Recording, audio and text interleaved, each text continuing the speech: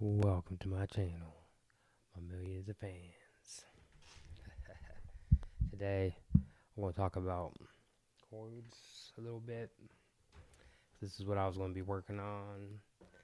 And basically, for a C, I'm going to play a C major. If you take a C triad, C, E, and G, you move that E up an octave. Your third, you come up with this sound.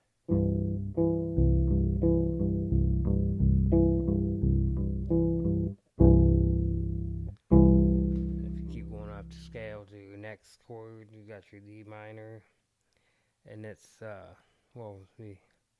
on the C, I'm playing the 8th fret, the 10th fret on the second string, 9th fret on the G, and just picking up then down through it. And you can play it all at once too. And then you got your D minor, which is 10th fret, 12th fret, 10th fret, so you kind of bar across the 10 on the first and fourth strings, and then use your ring to hit that A.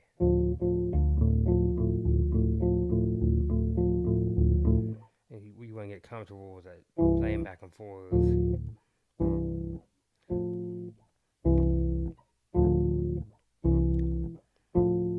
you got the same shape up on your E here, and,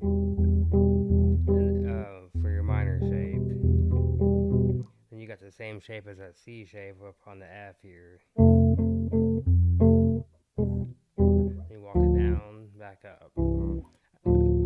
I'll stick to 4 little sections like this for practice purposes, and looping, and depending, you can go to the G major, same shape. Got your A minor here, or you can, if you don't want to play up high here, you can drop down to the A here on the 5th fret.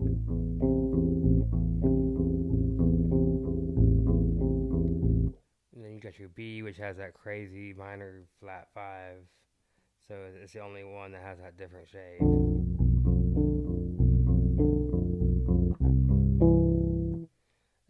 And that's your B on the 7th, F on the second string, 8th fret, and then you're barring again.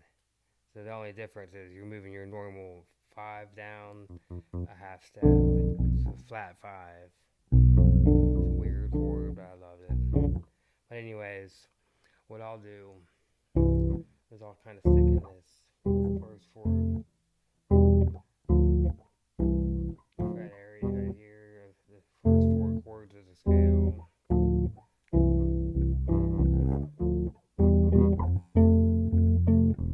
Walk it down and back up in different ways. And then when you got this chord here on all sides of it, underneath it on these other strings, you got those C scale. You stay in this position here. I will add notes of the scale in, like little melodies. You can just play the root and third, and then move around notes with the other finger. You gotta jump positions though. You gotta get, once you see it, I'll walk the scale down. Basically, just walking up and down, and I'm playing the C the whole time. Each time, it's double stop. And I'm playing just the notes that are around. I'm playing, like, here's E, F, G, A, B, C. And I'm talking about this finger and these other fingers. This finger holding the C down. The C is held down every time. And you gotta move your fingers based on where you're playing at. You might use your middle to hold down the C sometimes. Sometimes you gotta use your index so you can switch, like that. And it just takes practice, but it's good for melody. two notes at once, and you hear all the harmony underneath it. It teaches you a lot, but it takes strength in your fingers and moving and getting used to these shapes. And you find your own way of doing it when you start walking through. I'm just pinching on with my right hand to the strings as I'm kind of like a pinch.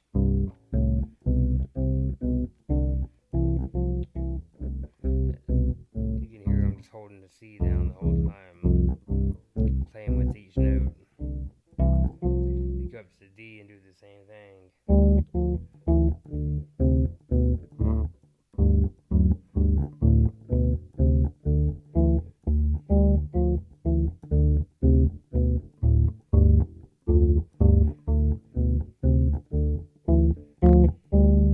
It's in that position. Holding the D down now. You can go up to the E and you just continue on and play all the notes to the C around. It's good practice.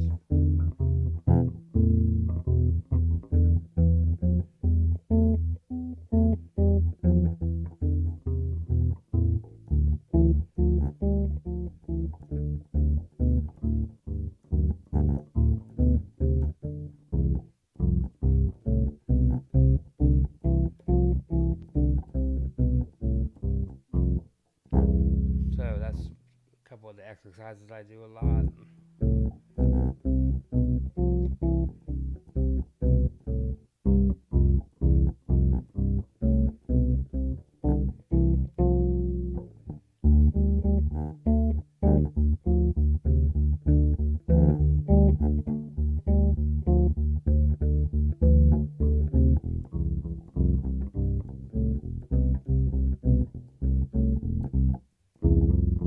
You can start doing hammer-ons.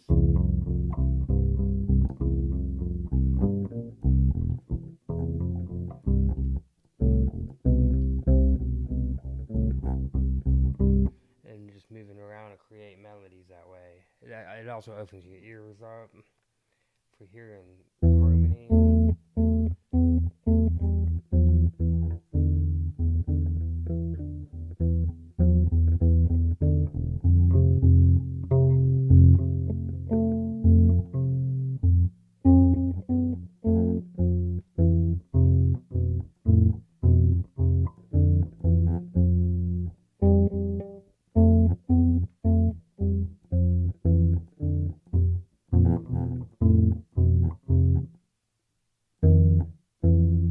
And then I'll take like a C to an F, play back and forth. I'll put it in a loop over here.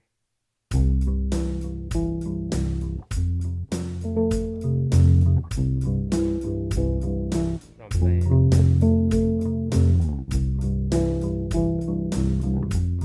Practice. You move kind of like playing the C scale over the C chord and the F. The D and over the F.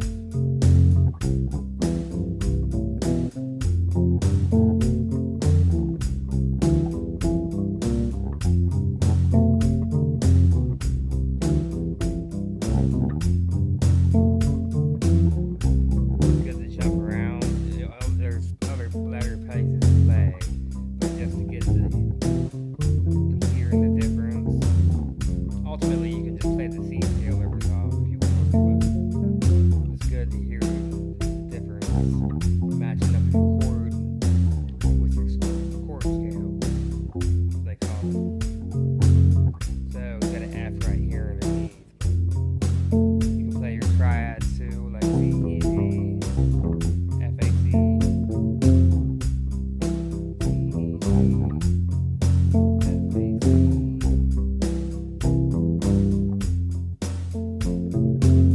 You know.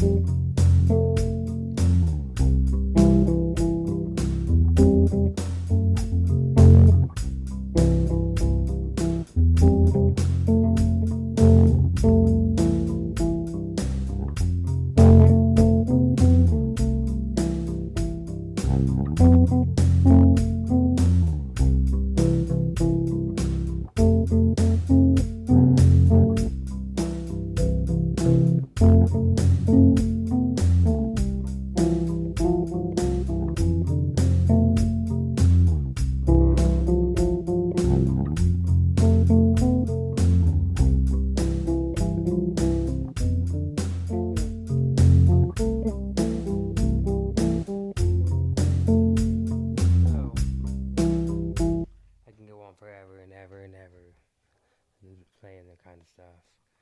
But again, um, if you practice this going up the scale first of all, just back down and getting that strength in your fingers.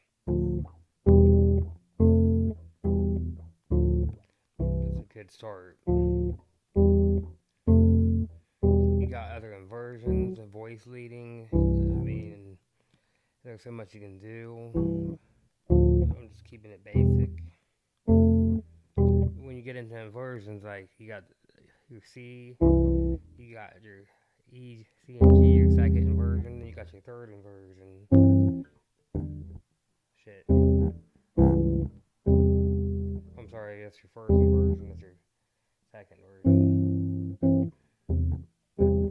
It's all C. So you can bring them in too, but I'll get into that later in a different video. For now, sticking to the root positions, because then when you got your D minor, you also got your D minor inversion, so it gets a lot you can move around and do with it.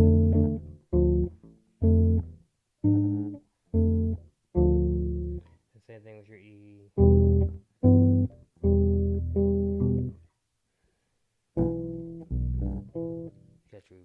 That's a tough shape. It's easier to play up here.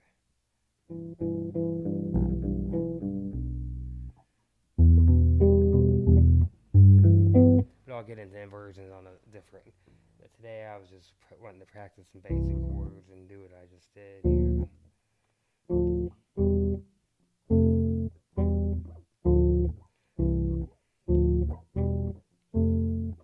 So I hadn't practiced it in a while, and I thought I'd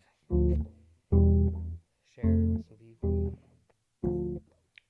If anybody wants to try getting into chords, it's a good position to start in. Also, as I was saying in the previous video, it helps a lot to map just the E or the C scale. If you're playing at a C, map out the first string.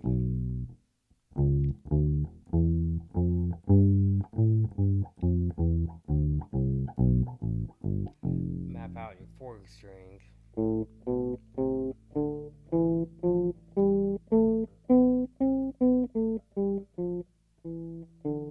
then you can play them together.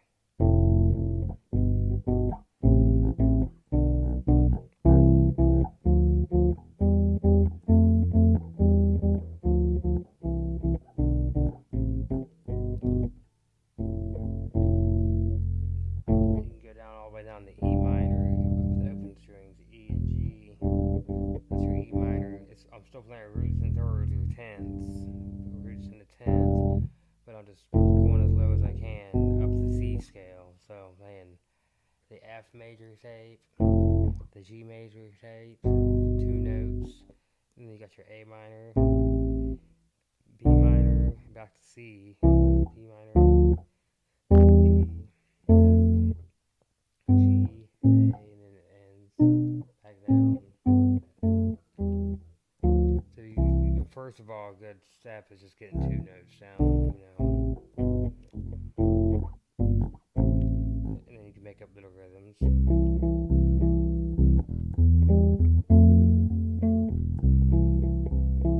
Just using tens.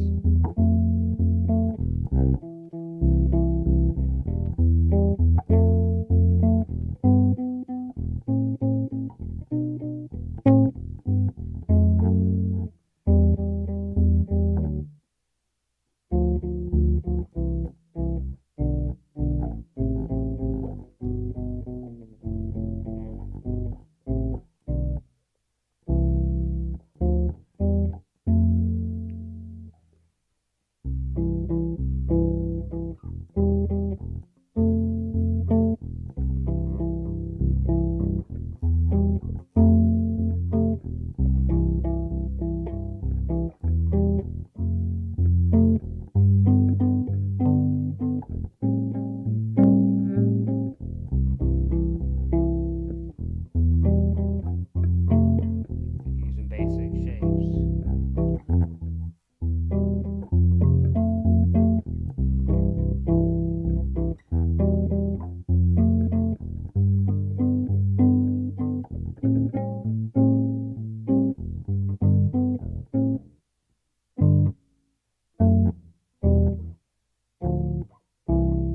And just getting used to moving them around.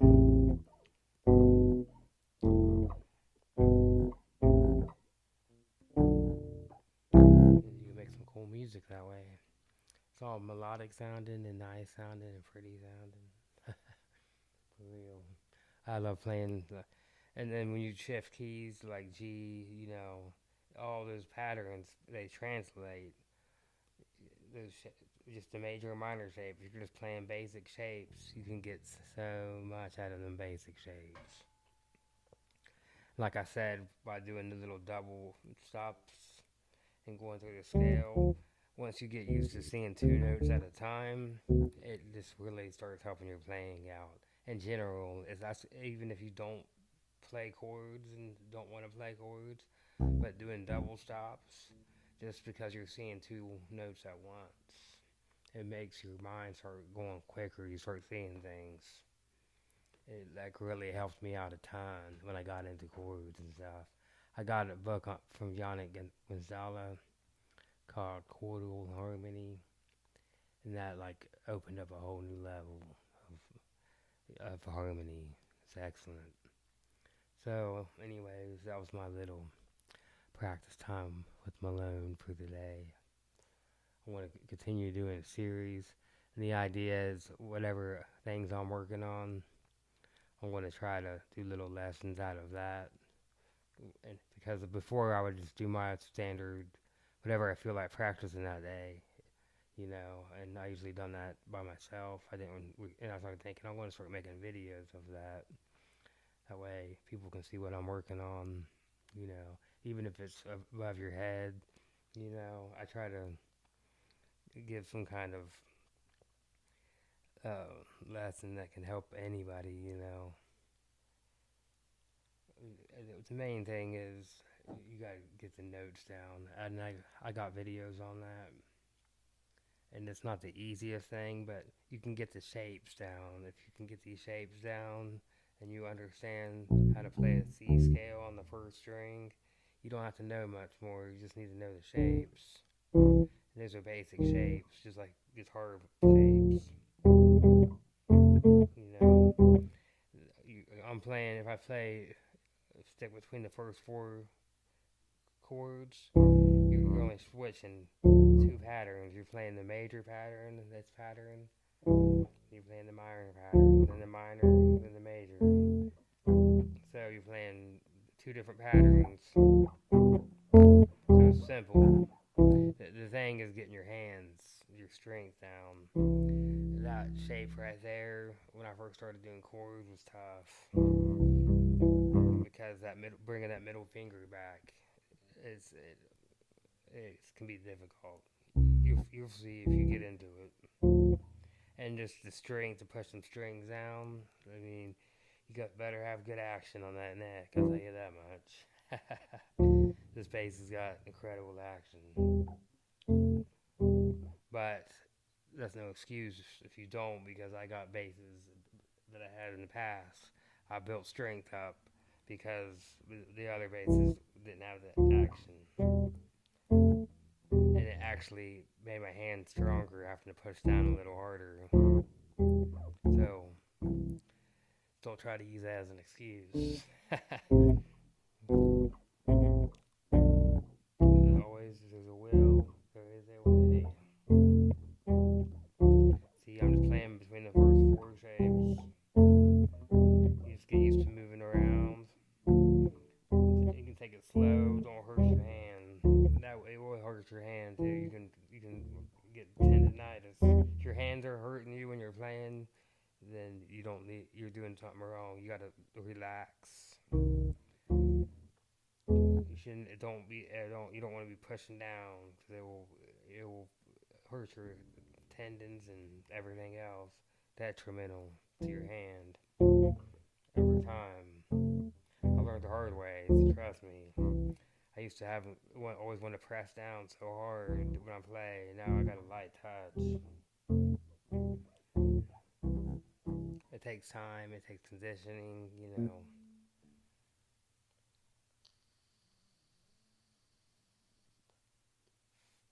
So anyway, that's my lesson for today. Um, Appreciate the support from everybody.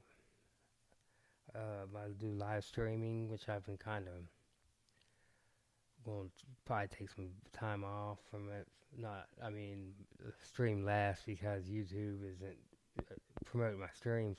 I went from getting 1,000 viewers consistently for for months.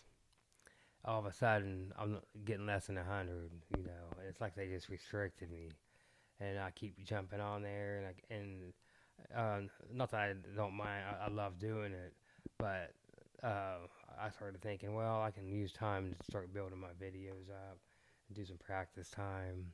Maybe I just need to slow down on streaming a little bit. But I do stream most days where I do my live compositions, and I'll probably continue to do so. I keep telling myself I'm going to take a break or take a week off from it, but I never do because I like to play.